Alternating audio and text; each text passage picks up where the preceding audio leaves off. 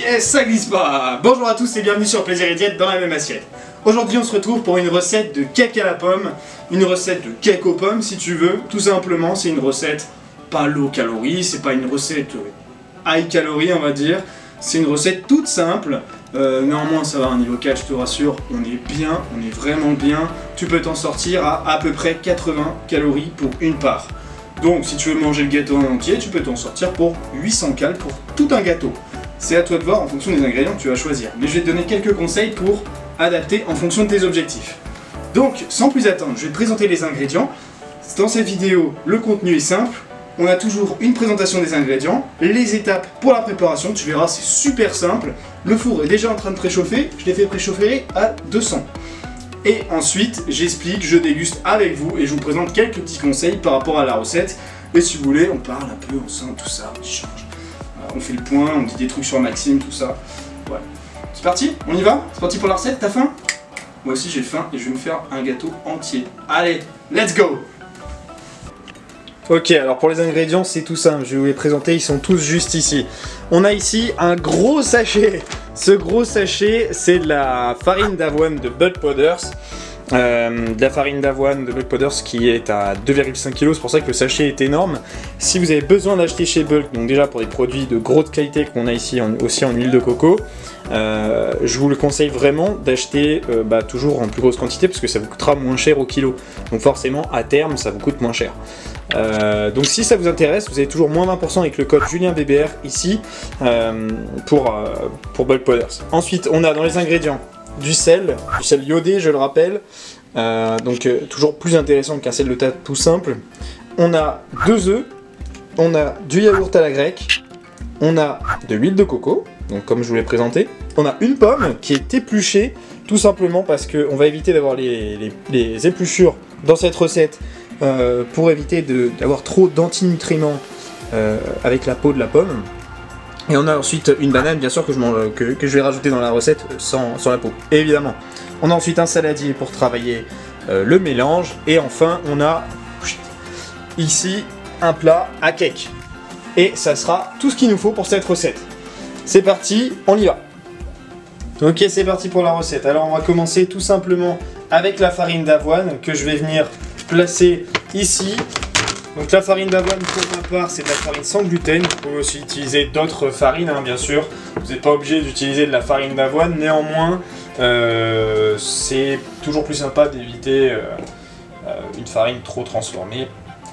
Et pour ma part je prends du sans gluten tout simplement parce que ça me facilite la digestion.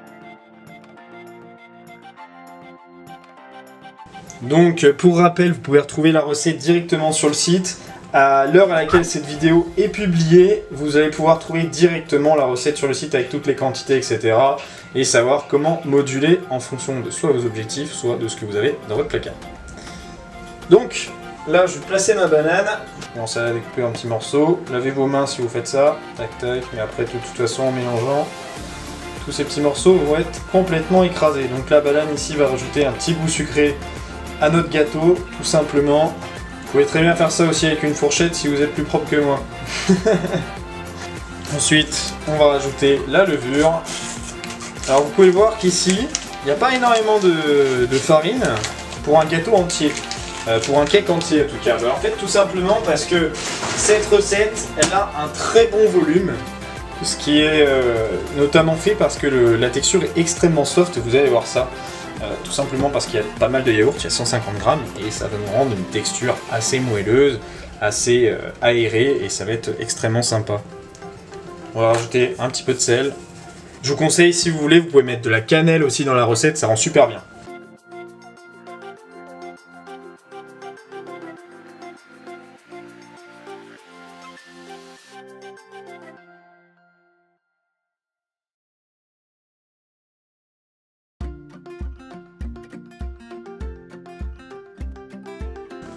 Là, je vais m'occuper directement de l'huile de coco. Alors, l'huile de coco que j'ai là, elle n'est pas fondue. Donc, je vais la faire fondre. Je vais la mettre dans une tasse. Elle est un peu fondue, mais bon. Pas trop ça. En plus, avec Bulk, on a de l'huile de coco vierge extraite à froid. Ça, c'est extrêmement cool. Pendant que notre huile de coco est en train de fondre, on va commencer à préparer nos quartiers de pommes. Alors en fonction de la taille de votre pomme, je vous conseille pas forcément de la mettre en entière, parce que avec des morceaux de pommes, vous arrivez vite à remplir votre cake. Donc là pour ma part, j'ai une pomme de taille on va dire normale. Je vais peut-être en mettre que la moitié, les 3/4. J'avise toujours en fonction de comment ma recette se passe. Hop, mon huile de coco, c'est bon. Dans tous les cas, la pomme, c'est pas non plus l'ingrédient le plus calorique, donc c'est facile d'ajuster sa journée en fonction de ça. Je vais me prendre un petit fouet. On va mélanger. Alors vous allez voir que la texture doit être assez liquide. Hein. Bon là, on va vite y arriver. Forcément, il y a quand même pas mal de liquide par rapport au solide. Tac. Ensuite, c'est nos morceaux de pommes. Voilà, donc moi pour repère, hein, tout simplement quand je fais ma préparation, je fais en sorte d'avoir des petits morceaux de pommes. Et quand je sais que je suis ok, c'est tout simplement là ici, je vais faire juste ma surface de préparation, mettre des pommes un peu de partout, et ça sera la quantité qu'il vous faut à peu près. Pour que vous soyez ok et que ça soit une pomme entière, il faudrait que ça soit une petite pomme. Si c'est une pomme normale, vous pouvez vous garder un quart de côté. Cette recette, il faut savoir que ça fait... c'est bien 2 ans que je la fais.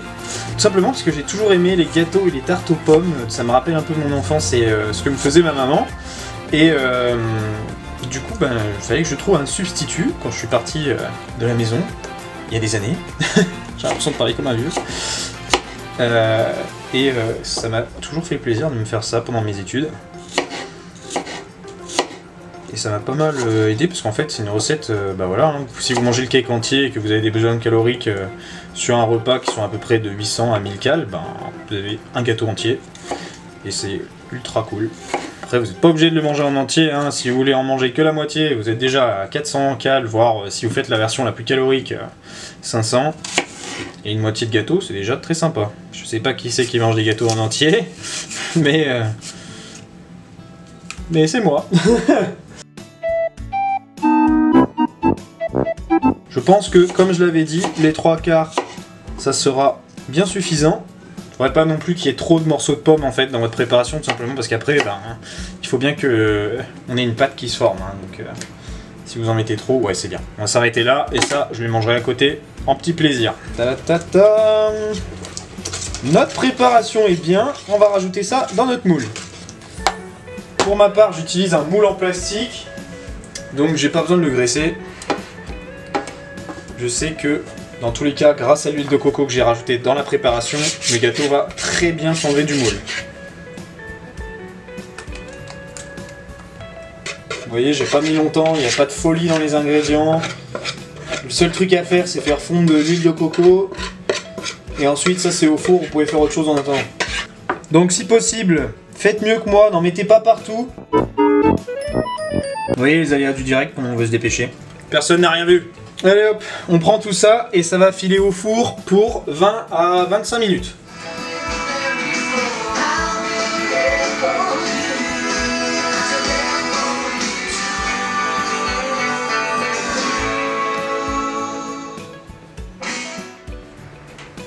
Bon du coup c'est prêt, pour ma part ça a été cuit en 20 minutes à 200 degrés, vous pouvez le faire aussi à 180 degrés si vous voulez une texture plus aérée, peut-être un peu plus gonflée, ça peut être sympa aussi. Donc du coup là ici pour moi c'est bon, comme vous l'avez vu je l'ai mis dans un grand bol, tout simplement parce que la recette elle fait 903 calories, 86 g de glucides, 48 g de lipides et 27 g de protéines. Ce qui est relativement intéressant, c'est nickel pour les glucides et pour les lipides, quand même 50 g de bonne qualité, avec des œufs, du yaourt grec, nickel. Mais sur les protéines, j'en manque un peu du coup sur mon repas. Donc tout simplement ce que j'ai fait, c'est que j'ai mis du fromage blanc à 3%, j'en ai mis 350 g pour monter vraiment ce niveau de protéines à un niveau de plus de 50 g, 60 g pour ma part parce que c'est mon post-entraînement.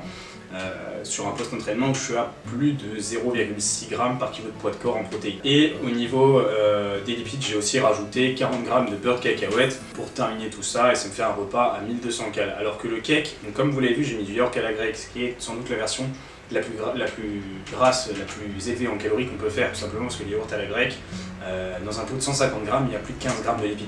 Donc forcément ça monte très vite le total calorique, ce qui fait que mon cake bah, il est à 900 cal et quelques. Mais si vous faites avec du fromage blanc zéro par exemple, les œufs par exemple vous les mettez pas en entier, ou l'huile de coco vous le remplacez par plus de bananes, vous allez avoir un cake qui peut être à peu près à 800, même moins 750 cal, le cake entier. Donc si vous en mangez pas forcément tout le cake, vous pouvez très bien vous en sortir au niveau de la recette pour des parts à peu près 80 cal. Nickel, non? Donc pour ma part, du coup, ce que j'ai fait, c'est comme je l'ai dit, j'ai monté ce niveau de protéines avec du yaourt à côté.